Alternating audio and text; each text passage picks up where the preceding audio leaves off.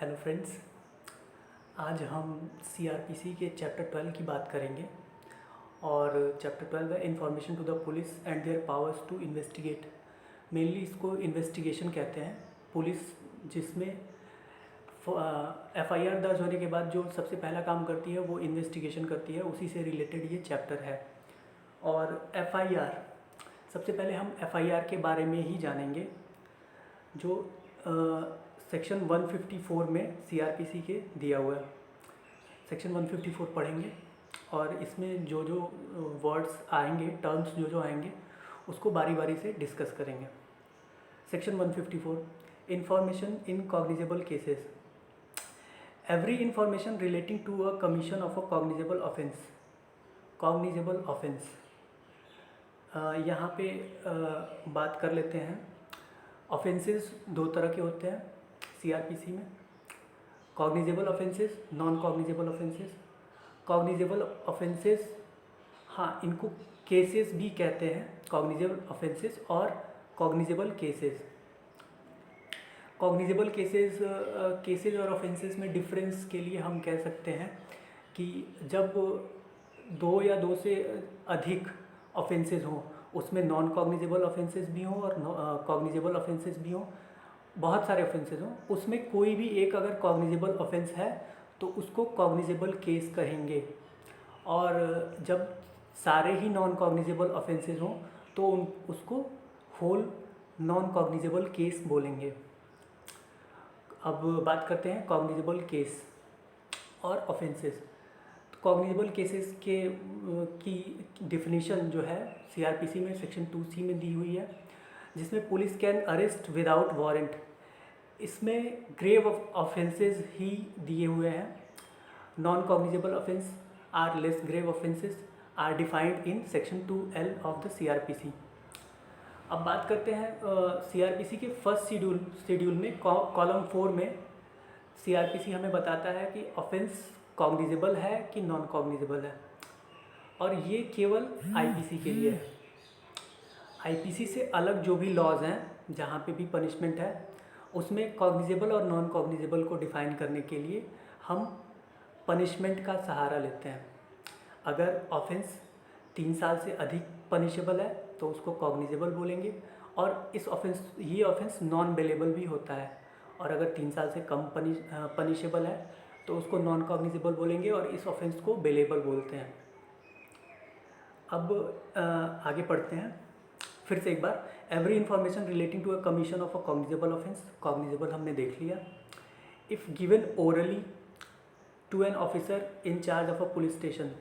Orally means FIR written भी दिया जा सकता है, ओरली भी दिया जा सकता है। अगर रिटन देते हैं तो वो हम देखेंगे आगे, अभी ओरली की बात कर लेते हैं। अगर किसी ने एफआईआर ओरली दिया है तो shall be reduced in writing by him means the police officer in charge और अंडर हिज डायरेक्शन।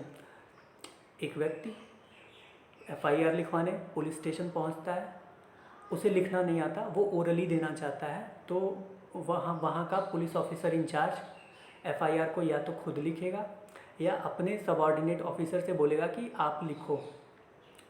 लिखना मस्ट है, या तो वो खुद लिख के दे इन्फॉर्मेंट, या फिर ये पुलिस ऑफिसर लिखे।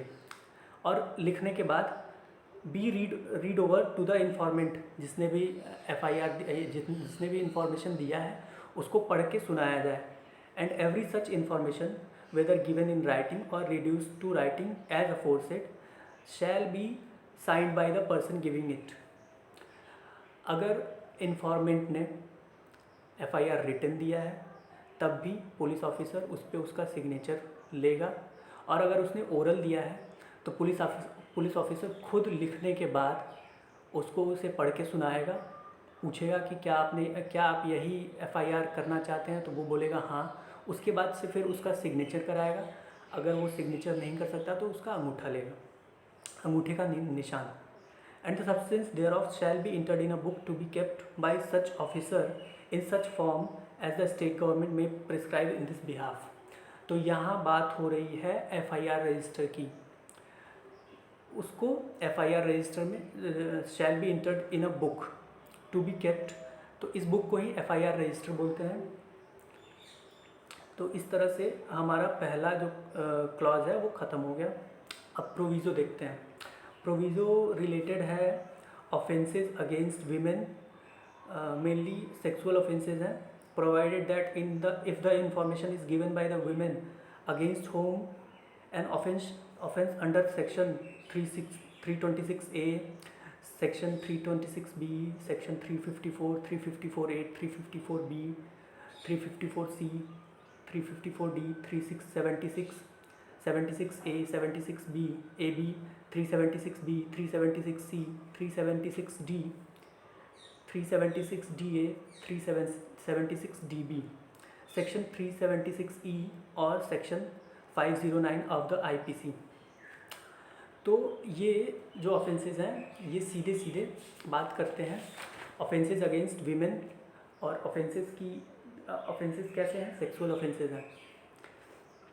तो ऐसे केस में अगर कोई महिला FIR करना चाहती है तो उसका FIR किसी महिला पुलिस अधिकारी या अन्य किसी महिला अधिकारी द्वारा ही लिखा जाएगा। और such information shall be recorded by a police officer at the residence of the person seeking to report such offence or at a convenient place of such person's choice in the presence of an interpreter or a special educator as the case may be। FIR किसी महिला police अधिकारी द्वारा ही लिखा जाएगा। महिला police अधिकारी नहीं है तो किसी अन्य महिला अधिकारी द्वारा लिखा जाएगा।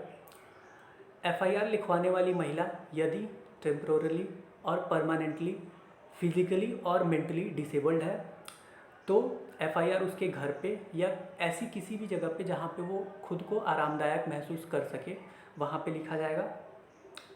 अगर वो FIR को इंफॉर्मेशन देने में असमर्थ है, मुंह से नहीं बता सकती या फिर उसकी भाषा कोई और है तो वहाँ पे इंटरप्रेटर रखा जाएगा। स्पेशल एजुकेटर की भी हेल्प ली जा सकती है। एंड बी पार्ट इसका कहता है the recording of such information shall be videographed, और ये पूरा इंफॉर्मेशन देने की प्रक्रिया की वीडियोग्राफी की जाएगी। The police officer shall get the statement of the person recorded by a judicial magistrate under clause A of subsection 5A of section 164 as soon as possible. ये अभी आप नहीं समझ पाएंगे, ये आगे का पार्ट है 164, सेक्शन 164 का पार्ट है जिसमें स्टेटमेंट और कन्फेशन जुडिशियल मजिस्ट्रेट द्वारा रिकॉर्ड किया जाता है। तो 164 की उस प्रक्रिया को FIR लिखते समय ही यहाँ पे कर लिया जाता है। कौन से केसेस में? अगर अपराध किसी महिला के विरुद्ध हुआ है और वो अपराध सेक्सुअल ऑफेंसेस की कैटेगरी में आता है। थर्ड, एनी पर्सन अग्रीव्ड, ये मेनली ये पार्ट बेस्ड है कि जब पुलिस ऑफिसर आपसे आपका FIR लिखने के लिए मना कर दे तो ऐसे केस में आप क्या करेंगे।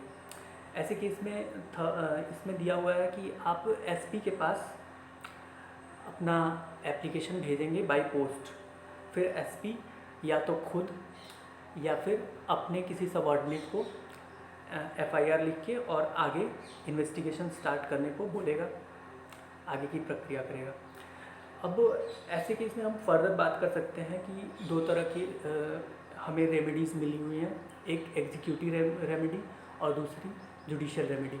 एग्जीक्यूटिव रेमेडी में हम SP के पास लेटर लिखते हैं और वो ऑफेंस FIR लिखने के बाद इन्वेस्टिगेशन स्टार्ट करता है। और दूसरा है जुडिशियल रेमेडी, इसमें हमें 3 तरह की बातें देखने को मिलती हैं। एक तो हम एप्लीकेशन लिखते हैं जुडिशियल मजिस्ट्रेट को और वो 156(3) में सेक्शन 156 क्लॉज 3 में ऑर्डर पुलिस ऑफिसर को ऑर्डर देता है कि आप इन्वेस्टिगेशन स्टार्ट करिए और फिर आगे FIR लिखिए जैसी ज़रूरत हो। और सेक्शन 200 में जुडिशियल मजिस्ट्रेट कंप्लेंट केसेस पे भी इन्वेस्टिगेशन का ऑर्डर देता है।